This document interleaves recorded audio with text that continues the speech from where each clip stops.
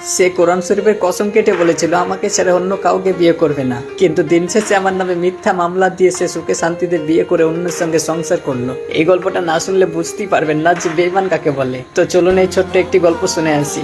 সালটা ছিল 2019-এর প্রথম দিকে। আমি মুম্বাই সোনার কাজ করতাম। মুম্বাই 1 বছর থাকার পর আমি দেশে আসি। দেশে এসে আমার ছোট ভাইকে বললাম, আচ্ছা ভাই স্কুলের দিকে ঘুরতে চল, অনেকদিন ঘুরতে যাওয়া হয়নি। তারপর আমি আর আমার ছোট ভাই স্কুলের দিকে ঘুরতে চলে আসি। এরপর আমার ছোট ভাইকে বললাম, আচ্ছা কি খাবি বল। তারপর আমার ছোট ভাই বললো, কি খাবো, চল ঝালমুড়ি খাই। এরপর আমি বললাম, আচ্ছা ঠিক আছে চল। আমরা দুইজনা ঝালমুড়ির দোকানে চলে আসি। তারপর 2টা ঝালমুড়ি অর্ডার দিই। সেই সময়টা ছিল স্কুলের টিফিন সময়। আমরা ঝালমুড়ি নেওয়ার জন্য দোকানের সামনে দাঁড়িয়ে আছি, আর ঠিক ওই সময়তে একটা মেয়ে বলে উঠলো, দেখি একটু সাইডে যাবেন, আমি ঝালমুড়ি নিব।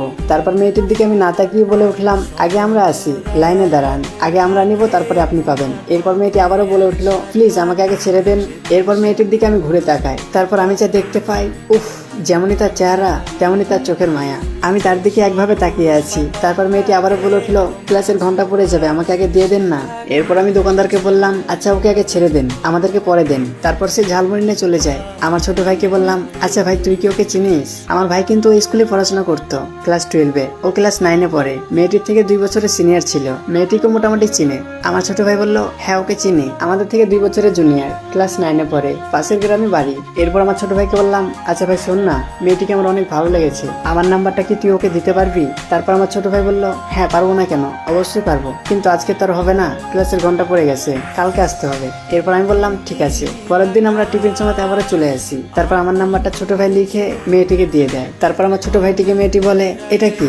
এরপর আমার ছোট ভাই বলে, এটা আমার দাদার নাম্বার। মেয়েটি আবারও বললো, তো আমি কি করব? তারপর আমার ছোট ভাই আবারও বলে উঠলো, বেশি কথা বলবি না, চুপচাপ বাড়ি গিয়ে ফোন করবি। এই বলে তাকে নাম্বারটা দিয়ে দেয়। তারপর আমার কাছে এসে আমার ছোট ভাই বললো, আজকে ঠিকই তোমার কাছে ফোন যাবে। এরপর মেয়েটিকে কিছুক্ষণ দেখার পর আমরা বাড়ি চলে আসি। তারপর 3-4 দিন কেটে যায়। এরপরও তার ফোন আসে না আমার কাছে। একদিন আমার ছোট ভাইকে বললাম যে, ভাই এখনো তো মেয়েটি ফোনই করলো না আমাকে। আমার ভাই বলল, কি বলো, এখনো ফোন করেনি? ঠিক আছে আমি আজকে দেখছি।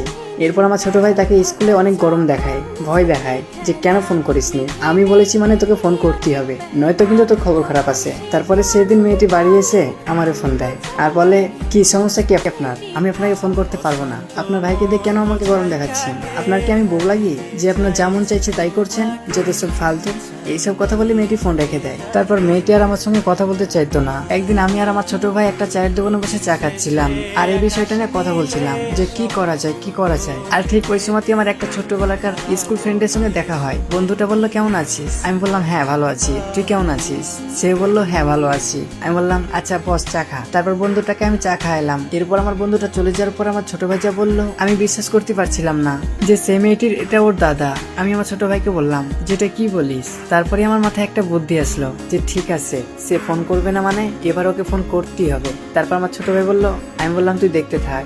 এরপর আমি বদমাশি করে ওর দাদাকে ফোন করি আর বলি, তোর বোন আমাকে ডিস্টার্ব করছে, প্রেমের প্রস্তাব দিচ্ছে, তোর বোনকে শাসন করিস, নয়তো খুব খারাপ হয়ে যাবে। এরপর আমার বন্ধু রেগে গিয়ে বললো, ঠিক আছে তোকে এটা নিয়ে টেনশন করতে হবে না, আমি দেখছি। তারপর আমার বন্ধু বাড়ি চলে যায় আর ওর বোনের কথা না শুনেই তাকে পিটাইতে থাকে, মারতে থাকে। পরের দিন মেয়েটি আমাকে ফোন করে আর বলে, তুমি সব কি শুরু করেছো? আমার দাদাকে তুমি কেন মিথ্যা কথা বলেছো? আমি কি তোমাকে ভালোবাসি? আমি কি তোমাকে ডিস্টার্ব করছি?